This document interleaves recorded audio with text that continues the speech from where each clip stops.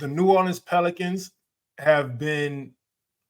they've looked a lot better than they've been. Honestly, I'm gonna be transparent. We looked up their record in the last 10 games. They're only 6-4, 10-5 in the last 15. But Zion Williamson and Brandon Ingram are really coming along. They've had Zion distributing a lot more. Now, when we talked about the Pelicans before, we had an idea of playing Zion at the center more, which is still a good idea. Mm-hmm. But the Pelicans have kind of done the opposite. They've had him initiating, which is, I think, a great idea. I love it. I love it. So a fun fact. First of all, let me take y'all back to this is the scouting of Zion Williamson. When I first seen him as a prospect, you see the dunks and the highlights first, but when I dove into his Duke game, I was like, he is a fucking great passer. Yeah. Like, he was their best playmaker. Mm-hmm. He was their best play initiator and play finisher, which is why he was so special. So it's tough to compare players because I don't think that does them justice, but I like to compare just because it gives people an idea, I guess. It puts something next to that player so they can kind of like a reference.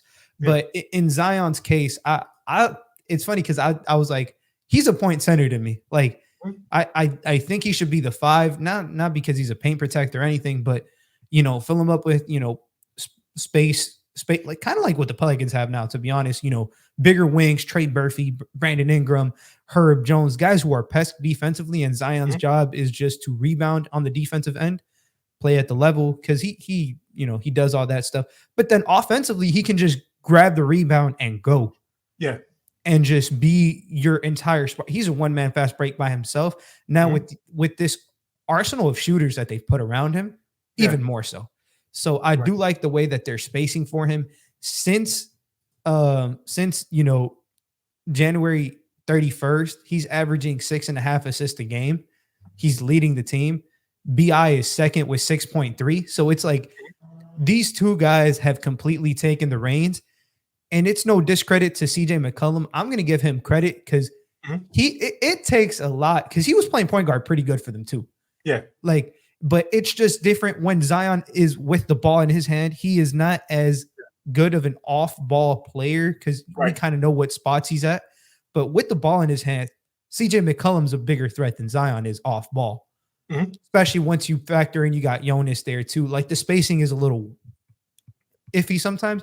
But with Zion initiating, it's like, it basically solves that. That's the solution for that. So I do think it's really good. The fact how he's bringing it up, how he's playing, how it really hasn't faltered his efficiency since then. And he's just been, in general, impacting the game in so many ways since that stretch.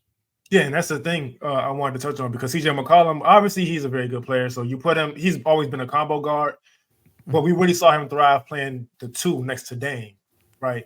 And so when you make him a full-time point guard, it kind of takes away from that in a second because when you're a point guard, you do have to focus on, am I getting my guys involved? Who's hot right now? Who needs to see the ball go in right now? There's a lot you have to think about, and I think CJ McCollum is at his best because, like you said, he was a good point guard, but he's at his best just being able to go out and score. And so you have Zion, who I don't care who you are or what defensive scheme you're in, he's getting to the basket if he feels like getting to the basket. And so now he can kick out to CJ McCollum. And CJ McCollum doesn't really have to work as hard to score with the ball because he can just attack the closeout. Brandon Ingram is great either way, but you give him a chance to attack closeouts also. He's a 35% three-point shooter or somewhere around there, I think, this season. Definitely in the past 4 games, he's 35%. So he's okay there, but he's still able to shoot well enough to force a hard closeout and attack and get to his mid-range pull-up, which he's great at. You have a Trey Murphy Zion can kick out to. And then obviously there's himself. You get Zion with a head of steam going downhill, you're not going to be able to do anything about it. Not only is he going to just cave your chest in, basically, he's an incredible finisher. And so I do think they may not need to change his position officially, and they may not need to go to him 100% because, like you said, Brandon Ingram's also a really good playmaker. But giving him the ball more is going to definitely be the best case scenario for this Pelicans team. And throw him these lobs on fast breaks, whatever. But you can also run lob plays for him. That's cool, but still have him initiate those. Get rid of the ball, set the down screen or pin down or whatever you want to call it, and then something like that. But initiating, I think, honestly, I don't know why I didn't think Zion was always the answer. It just opens up so much more. Like since that stretch, basically since the last day of January, like CJ is now up to 8.5 threes a game. Mm-hmm. A lot of that is just catch and shoot threes now. And he's knocking them down at 39.6%. So he's almost shooting 40% on these opportunities off of Zion, off of Brandon Ingram creating. It just makes more sense. All right, who's our best shooter? Let's not have him initiate the entire set of the offense because the spacing won't work as well. Let's have him set up somewhere on the weak side or even on the strong side, but let's just make sure he's like 1 or 2 passes away. So once he gets it, he can just, and we know what kind of shooter CJ is.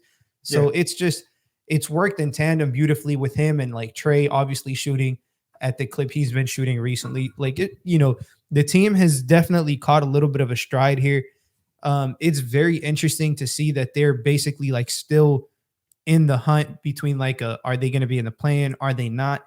Which is crazy because a team this talented, like that, the West is fucking crazy right now. But a team this talented should not, like, the play-in shouldn't even be across the mind of, at least it wouldn't even cross my mind because they're just that good. Yeah, and I think like you mentioned with the CJ stuff, at the end of the day, every set you run, everything, whether it's pick and roll, whether it's dribble handoffs, it's all to make the defense bend and make a decision. And so when you have CJ initiating, and again, no disrespect to CJ, he's a good playmaker, but when you have him initiating, you know where Zion's going, like you said. And so you can just stick a low man down there in whatever you want to do, and you take something away. You kick out the CJ, because look, if Zion's getting to the basket, you need 3 people down there. He's still probably going to finish it, but you're not stopping him with just helping off one person. And so CJ is going to be open. And like you said, 39 point something % from 3, that definitely works out.